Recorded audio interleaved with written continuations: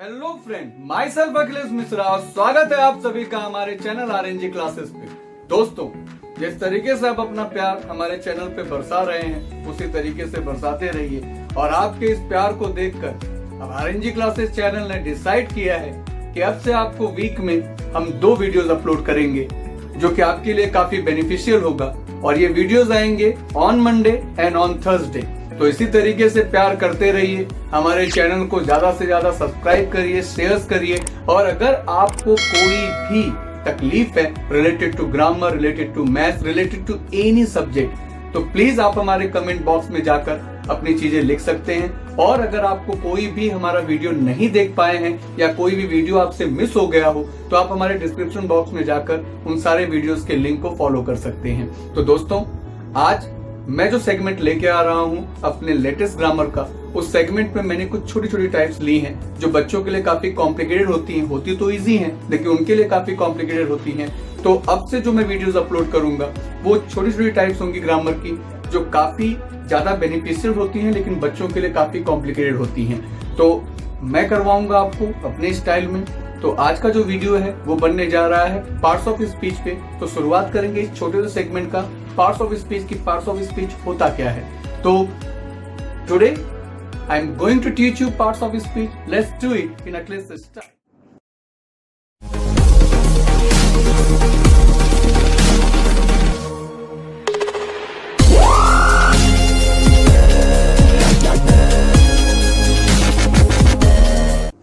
तो दोस्तों, करते हैं आज की topic parts of speech Akhilesh sir के अंदाज में। अब जैसा कि मैंने आपको कहा था कि पार्ट्स ऑफ स्पीच जो होती है ये बहुत ही बेसिक टॉपिक है लेकिन बच्चों को काफी कॉम्प्लिकेटेड लगती है। और आपको बता दूं कि ग्रामर में इसका बहुत ही ज्यादा इंपॉर्टेंस है पार्ट्स ऑफ स्पीच का, जिसको हिंदी में हम कहते हैं वाक्य के प्रकार। तो आज हम लोग करने जा रहे हैं पार्ट्स ऑफ स्पीच। जैसा कि आपको बोर्ड पे दिखाई दे रहा है, पार्ट्स ऑफ स्पीच की टोटल कितनी टाइप्स होती हैं? टोटल 8 टाइप्स होती हैं पार्ट्स ऑफ स्पीच की, जिसमें नंबर 1 पर है आपका noun, second one pronoun, third one verb, fourth one adverb, fifth one adjective, sixth one preposition, seventh one conjunction and eighth one interjection. कहने का मतलब ये कि how many parts of speech we have total 8 parts of speech. तो करते हैं one by one और easily आपको समझ में आ जाएगा।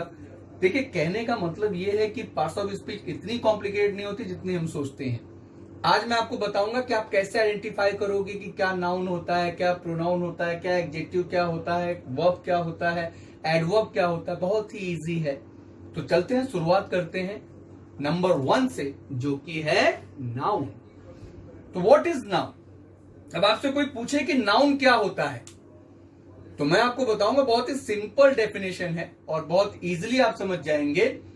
All that you see, feel और थिंक इज अ नाउन।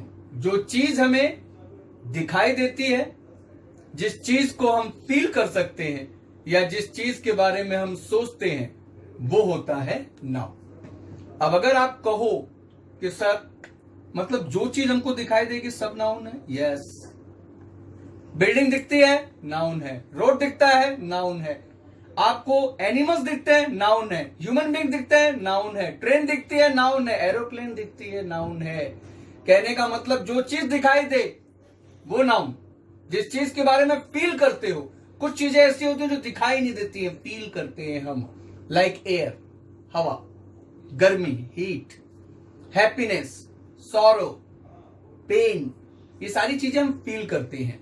तो जो चीज आप देख सकते हो, जिस चीज को आप फील कर सकते हो, and you are thinking about your life, आप अपनी जिंदगी के बारे में सोचते हैं, तो लाइफ भी क्या हो जाएगा? Noun. I repeat once again, all that you see, feel और थिंक इज अ नाउन। जो चीज आपको दिखाई दे, जिस चीज के बारे में आप महसूस करते हो और जिस चीज के बारे में आप सोचते हैं, उसे हम लोग क्या कहते हैं? नाउन कहते हैं। उसे हम लोग क्या कहते हैं? नाउन कहते हैं। तो दोस्तों, जहां तक मुझे अंदाजा है कि आपको नाउन समझ में आ गया होगा कि नाउन का डेफिनेशन क्या होता है। अब इतना ध्यान रखना कि जो चीज आपको दिखाई दे, जिस चीज को आप फील कर सकते हो, जिस चीज के बारे में आप सोचते हो, सब नाउन है। तो नाउन का डेफिनेशन बहुत ही इजी था। अब आप लोग को कोई भी पूछेगा कि व्हाट इज नाउन, तो क्या बोलोगे आप? Whatever we can see, we can feel, we can think is a noun. जो चीज हम देख सकते हैं, जो चीज हम सोच सकते हैं, जिस चीज को हम फील कर सकते हैं, वो सब नाउन में आता है। अब आते हैं हमारे सेकंड टॉपिक पर, दैट इज प्रोनाउन। सॉरी, मैंने आपको टॉपिक बोला, टाइप है ये। तो सेकंड टाइप है आपका प्रोनाउन। तो प्रोनाउन को भी समझते हैं। अब आप देख रहे होंगे कि नाउन से रिलेटेड है प्रोनाउन, तो उसका डेफिनेशन भी उससे रिलेटेड है। A word which is use in place of noun is known as pronoun. I repeat, a word which is use in place of noun is known as pronoun. अब इसका अगर Hindi definition लेंगे तो क्या होगा कि जो शब्द नाउन की जगह पर इस्तेमाल होता है उसे हम लोग क्या कहते हैं? प्रोनाउन। हिंदी में इसे कहा जाता है सर्वनाम। तो अब जैसे कि मैं आपको एक एग्जांपल देके समझाता हूं। अगर आपका नाउन जो है वो राम है, ठीक, अब राम के लिए अगर मुझे कोई एक वर्ड इस्तेमाल करना पड़े, मैंने इस्तेमाल कर लिया ही, तो मैंने आपको क्या कहा कि राम हो गया आपका नाउन, और राम की जगह पे अगर मैंने एक वर्ड इस्तेमाल किया ही, वो क्या हो जाएगा आपका? Pronoun. What is the definition of pronoun?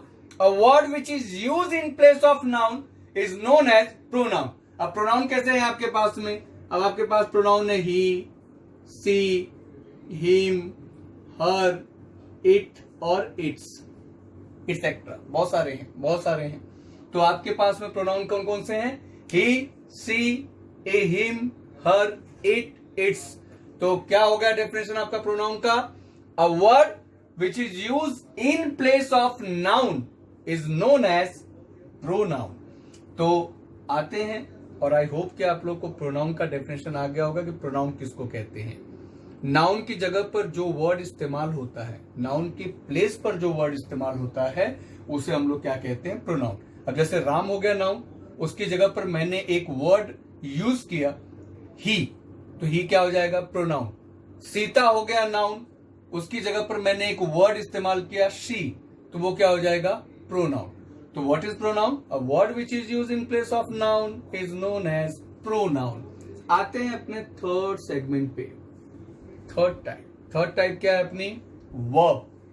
देखो, वर्ब में बहुत ही इजी है वर्ब का टॉपिक, कि वर्ब आप इजीली गेन भी कर सकते हैं कि वर्ब किसको कहते हैं। What is verb? Verb is a word that tells about the action. Verb is a word which tells about the action। अब एक्शंस क्या होता है? सब्जेक्ट जो भी एक्शन करे वो वर्ब में आता है।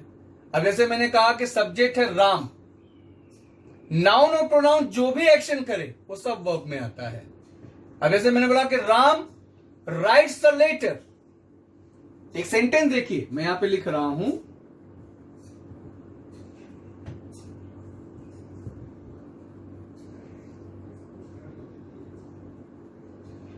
ये देखो, मैंने एक सेंटेंस लिखा, राम राइट्स अ लेटर। अब यहां पर मैं आपको बोलूं तो राम क्या कर रहा है?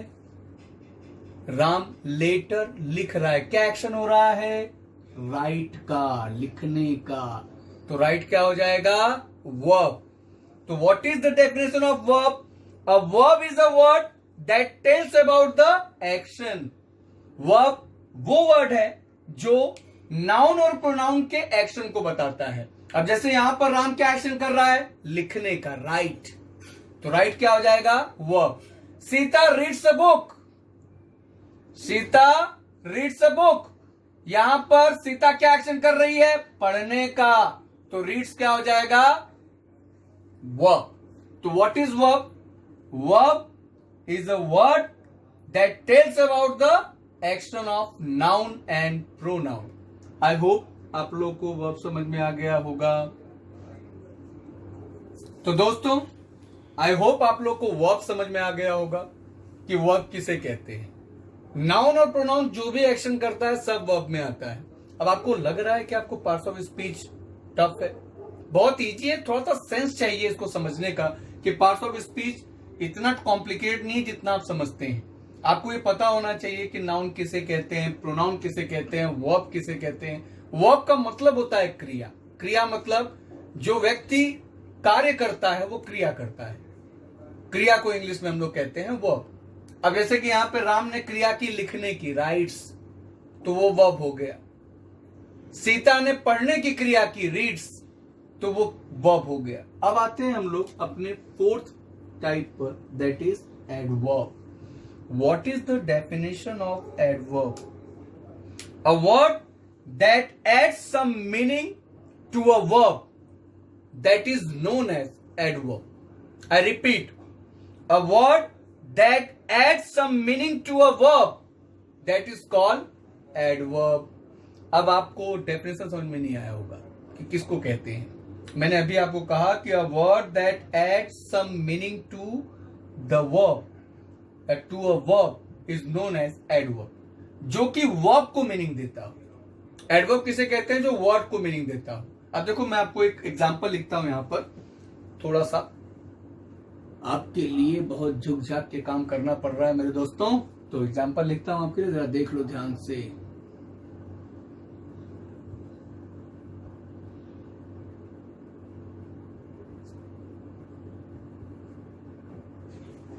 Wait a minute.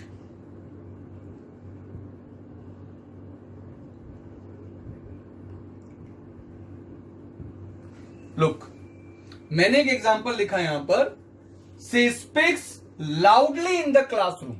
अब अगर मैं किसी बच्चे को बोलूं कि बेटा इसमें वर्ब कहां है, तो बच्चा बोलेगा सर एक्शन हो रहा है बोलने का, तो ये जो आपका स्पीक्स है ये क्या हो गया? एक्शन। और मैंने अभी आपको एडवर्ब का डेफिनेशन क्या दिया? A word that adds some meaning to a verb. अब यहां पर ये जो स्पीक्स है उसको मीनिंग कौन दे रहा है? लाउडली। लाउडली बता रहा है कि वो कैसा बोल रही है। मैंने अभी आपको क्या बोला? जो वर्ब के बारे में बताए। एडवर्ब वो होता है जो वर्ब के बारे में बताता है कि वर्ब कैसा हो रहा है। यहां पर वर्ब है आपका स्पीक, लाउडली बता रहा है कि स्पीक कैसा है? तेज। से speaks loudly in the classroom, तो यहां पर जो आपका लाउडली है वो हो जाएगा आपका adverb. What is the definition of adverb? A word that adds some meaning to the verb. जो वर्ब को एक मीनिंग देता है उसे एडवर्ब कहते हैं। यहां पर लाउडली स्पीक को मीनिंग दे रहा है, वर्ब को मीनिंग दे रहा है, तो लाउडली क्या हो जाएगा आपका? एडवर्ब। इन शॉर्ट अगर मैं आपको बोलूं तो एडवर्ब में हमेशा लास्ट में एलवाई आता है। ये मैं गरीब दिमाग के बच्चों के लिए कह रहा हूं, नहीं पहचान पाएंगे बेचारे, तो उनके लिए कह रहा हूं कि अगर आपको एडवर्ब पहचानना होगा तो बड़ा इजी है, लास्ट में वर्ड के एलवाई आएगा, वो एडवर्ब है। लेकिन मैं चाहता हूं कि आप शॉर्टकट तरीके से ना जाए, लॉन्ग कट तरीके से जाएं, डेफिनेशन को क्लियरली समझें कि जो वर्ब को मीनिंग देगा वो एडवर्ब होगा। यहां पर वर्ब था स्पीक्स, ये बोल रहे थे कि वो बोल रही है, लेकिन कैसे बोल रही है? तेज बोल रही है। जो तेज है वो वर्ब को मीनिंग दे रहा है, तो लाउडली यहां पे क्या हो जाएगा? एडवर्ब हो जाएगा। आई होप आप लोगों को पसंद आया होगा, मैं ज्यादा आपको बोर नहीं कर रहा हूं। और देखो मैं आपको सही कहूं तो ग्रामर को कभी भी रट के नहीं किया जाता। बहुत से बच्चे ऐसे होते हैं जो ग्रामर को बाय हार्ट करने की कोशिश करते हैं। बाय हार्ट नहीं होता ग्रामर। ग्रामर समझने वाली चीज है। जैसे मैथ्स जो है वो एक टेक्निकल सब्जेक्ट है, आपको सारे थ्योरम जो है वो करने होते हैं, समझना पड़ता है। उसी तरीके से ग्रामर को अगर आप समझ लेते हैं तो आपको ग्रामर बहुत इजी लगेगा। काफी बच्चों के लिए ग्रामर बोरिंग है, लेकिन ग्रामर बोरिंग नहीं होता। जो भी आपको कहे कि ग्रामर बोरिंग है उसको बोलो कि नहीं मेरे भाई, ग्रामर बोरिंग नहीं होता। ग्रामर को एक बार अगर आपने समझना चालू कर दिया तो आपको ग्रामर बहुत ज्यादा पसंद आएगा। चलते हैं अपने नेक्स्ट टाइप पर, दैट इज एडजेक्टिव। देखो एडजेक्टिव के ना मैं आपको दो डेफिनेशन दूंगा, वो दोनों डेफिनेशन में जिस डेफिनेशन में आप समझ जाओ वो आपके लिए अच्छा है। दोनों डेफिनेशन अगर आपको याद करना हो तो याद कर सकते हैं, इजी है दोनों डेफिनेशन। मेरा मानना यह है कि डेफिनेशन अपने हिसाब से आप डिफाइन कर सकते हो अगर आपको टाइप आ गई तो।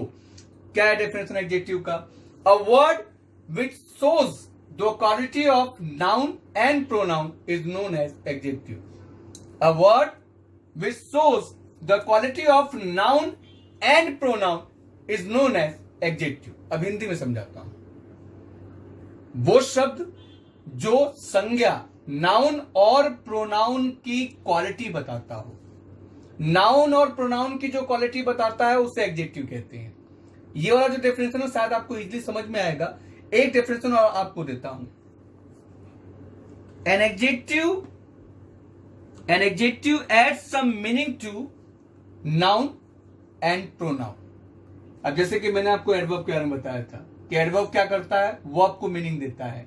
उसी तरीके से एडजेक्टिव क्या करता है, नाउन और प्रोनाउन को मीनिंग देता है। लेकिन ये वाला डेफिनेशन शायद आपको कॉम्प्लिकेटेड लगेगा, तो मेरा फर्स्ट डेफिनेशन आप फॉलो करिए कि a word which shows the quality of noun and pronoun is known as adjective. अब देखिए, मैं यहां पर एक एग्जांपल लिखता हूं आपके लिए, बहुत अच्छा है, बहुत ही प्यारा है।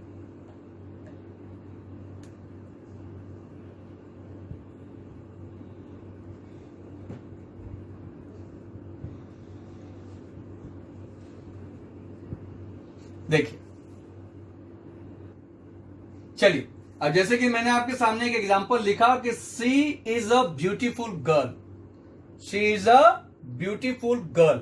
अब अगर मैं आपको बोलूं कि सी इज अ गर्ल, वो लड़की है, लेकिन इसके अंदर कुछ नहीं। लेकिन अगर मैं आपको बोलता हूं कि she is a beautiful girl, तो यहां पे जो ब्यूटीफुल है वो क्वालिटी शो कर रहा है कि नहीं कर रहा है? हाँ, लड़की कैसी है? सुंदर है। तो जो ब्यूटीफुल है ये है आपकी क्वालिटी। तो कहने का मतलब एडजेक्टिव क्या होता है? जो नाउन और प्रोनाउन की क्वालिटी को बताता है। ठीक है। अब जैसे मैं बोलता हूं ही इज अ बॉय, वो लड़का है। अरे भाई, सबको पता है वो लड़का है। लेकिन मैं बोलता हूं he is a handsome boy, यहां पर कैसा लड़का है? वो सुंदर है, क्वालिटी बता रहा है उसकी। ठीक है। अब जैसे मैं बोलता हूं ताजमहल इज अ प्लेस, फिर सबको पता है ताजमहल एक जगह है। लेकिन अगर मैं बोलता हूं Taj Mahal is a wonderful place, तो यहां पे ताजमहल को मैंने एक क्वालिटी दी, वंडरफुल। तो कहने का मतलब व्हाट इज एडजेक्टिव?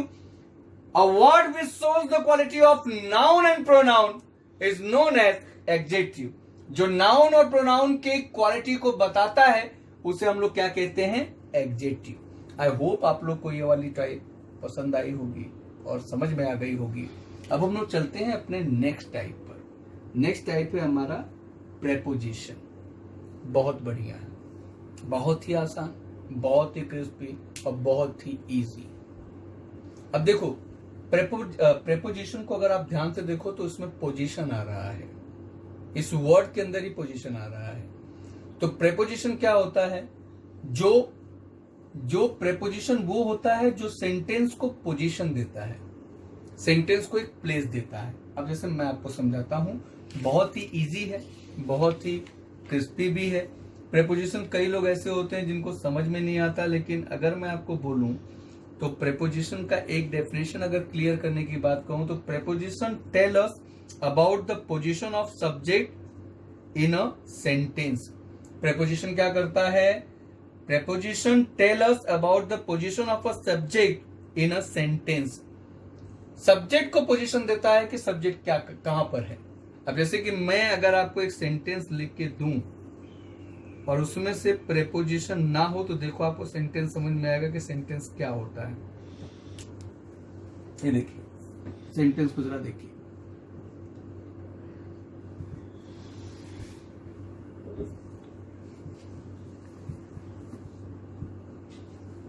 देखो, मैंने एक सेंटेंस लिखा, she seats the tree, she seats the tree. अब अगर आपको मैं बताऊं तो ये सेंटेंस आपको लग रहा है इतना बड़ा, इसमें देखो सब्जेक्ट भी है, वर्ब भी है, ऑब्जेक्ट भी है, लेकिन ये पूरा सेंटेंस मीनिंगलेस है सेंटेंस में meaning? She seats the tree नहीं। लेकिन अगर यहां पर मैं एक वर्ड ऐड कर दूं, अंडर, देखो अंडर मैंने ऐड किया, she seats under the tree, meaning आया। कहां पर है वो लड़की? पेड़ के नीचे बैठी है। तो कहने का मतलब क्या? What is preposition? Preposition tales about the position of a subject in a sentence, जो सब्जेक्ट की पोजीशन बताता है। यहां पर अंडर सब्जेक्ट सी की पोजीशन बता रहा है कि वो लड़की कहां बैठी है, वो लड़की पेड़ के नीचे बैठी है। तो what is preposition? I repeat, preposition tell us about the position of a subject in a sentence. Preposition में आपके पास में बहुत सारे वर्ड हैं, बहुत सारे वर्ड हैं। प्रेपोजिशन को भी मैं अपने नेक्स्ट वीडियो में और डिफाइन करूंगा।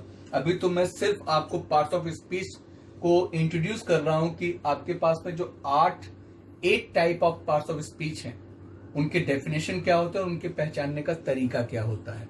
बाकी मैं इनके बारे में आपको पूरा डिस्क्रिप्शन दूंगा, नाउन के भी काइंड्स बताऊंगा आपको, और एडजेक्टिव्स के भी बताऊंगा, प्रोनाउन के भी बताऊंगा। ये सारी चीजें मैं आपको बताऊंगा अपने नेक्स्ट वीडियो में। और जैसा कि मैंने आपको बिगनिंग में भी कहा था कि मैं बेसिक ग्रामर ही ले रहा हूँ, छोटी छोटी टाइप्स लूंगा जिसमें आपको क्लियरली समझ में आएगा कि ग्रामर कितना ईजी होता है। तो आई होप आप लोगों को प्रेपोजिशन समझ में आया होगा। आते हैं अपने 7th टाइप पर, दैट इज कंजक्शन। कंजक्शन का मतलब ही होता है कनेक्ट। कंजक्शन का मतलब होता है कनेक्ट। कनेक्ट का मतलब होता है जोड़ना। तो what is the definition of conjunction? A word which join 2 words, 2 sentences and 2 clauses is known as conjunction. Conjunction किसे कहते हैं? A word which join 2 words, 2 sentences and 2 clauses is known as conjunction. अब जैसे कि एक example दे देता हूं आपको, सीता एंड गीता। ठीक है, थोड़ा सा आगे आना पड़ेगा मुझे। Both are good girls. अब देखिए, मैंने यहां पे सेंटेंस लिखा, Sita and Gita both are good girls. यहां पर अगर मैं देखूं तो एक वर्ड है सीता और एक वर्ड है गीता। दोनों किससे कनेक्ट हैं? एंड से। कंजक्शन का काम क्या होता है? कनेक्ट करना 2 वर्ड्स को, 2 सेंटेंसेस को और 2 क्लॉजेस को। तो यहां पर एंड किसको कनेक्ट कर रहा है? 2 वर्ड, सीता और गीता। तो what is conjunction? A word which join 2 words, 2 sentences and 2 clauses is known as conjunction. क्या कहते हैं उसको?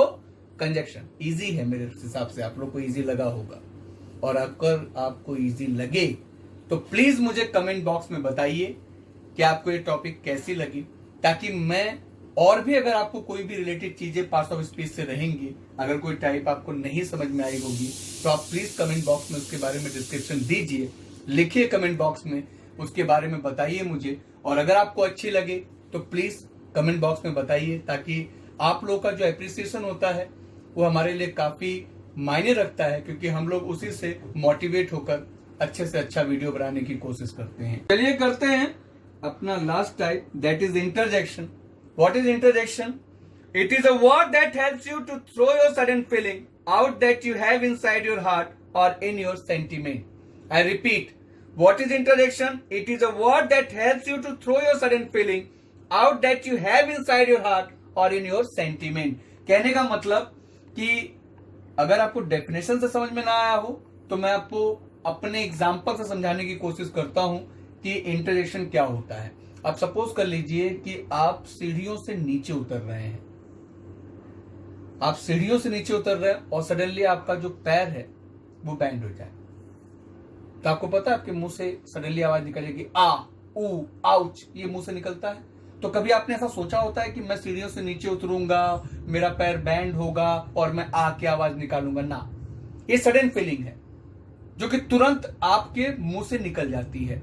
आप नहा रहे हो और सडनली आपके मग के अंदर छिपकली आ जाए और आपके ऊपर गिर जाए, तो आपके मुंह से सडनली आ ऊ आउच की आवाज निकलेगी। कहने का मतलब कि जो सडन फीलिंग होती है, जिस पर आपकी ब्रेन और हार्ट का कंट्रोल नहीं होता, उस वर्ड को हम लोग इंटरजेक्शन में लेते हैं। तो आ ऊ आउच, आहा, अल्लाह, वाह, ओहो, ये जितने भी वर्ड्स हैं एक्सक्लेमेशन वाले, ये सारे इंटरजेक्शन में आते हैं। तो एक बार डेफिनेशन में आपको वापस रिपीट कर रहा हूं। What is the definition of interjection? It is a word that helps you to throw your sudden feeling out that you have inside your heart or in your sentiment. मतलब जिस शब्द पर आपके दिल और दिमाग का कंट्रोल ना हो, जो सडनली आपके मुंह से निकले, जैसे आ ऊ आउच, आहा, ओहो, आहा और हुर्रे, ये जितने भी वर्ड्स हैं ये सडनली अपने मुंह से निकलते हैं, इसके लिए आप सोचते नहीं हैं। तो ये जितने भी वर्ड्स हैं ये किस में आते हैं, इंटरजेक्शन में आते हैं। तो ये था आपका parts of speech, total 8 types. I hope आप लोगों को पसंद आया होगा। जैसा भी आपको लगे, अगर आपको बहुत अच्छा लगा होगा तो प्लीज कमेंट बॉक्स पर अपने कमेंट लिखिए, हमें बताइए। और अगर आपको कोई भी टाइप में पार्ट्स ऑफ स्पीच की प्रॉब्लम होगी तो भी आप प्लीज कमेंट बॉक्स में लिखिए, ताकि हम आपको उस चीज को और अच्छे से करके देंगे। तो इसी तरीके से हमारे वीडियोस को ज्यादा से ज्यादा अपने ग्रुप में शेयर करिए, सब्सक्राइब करिए, और हाँ, बेल का आइकन बटन दबाना ना भूलें, ताकि आपको हमारे लेटेस्ट रिमाइंडर्स मिलते रहें। तो इसी वीडियो के साथ मैं आपसे लेता हूं विदा। मैं था अखिलेश सर। फिर मिलूंगा आपको नेक्स्ट वीडियो में एक लेटेस्ट ग्रामर टॉपिक के साथ। और आई होप आप लोग हमारे चैनल्स को पसंद भी कर रहे हैं, आप लोग का प्यार भी मिल रहा है। तो इसी तरीके से प्यार बरसाते रहिए। Let's do like, share and subscribe. Thank you so much.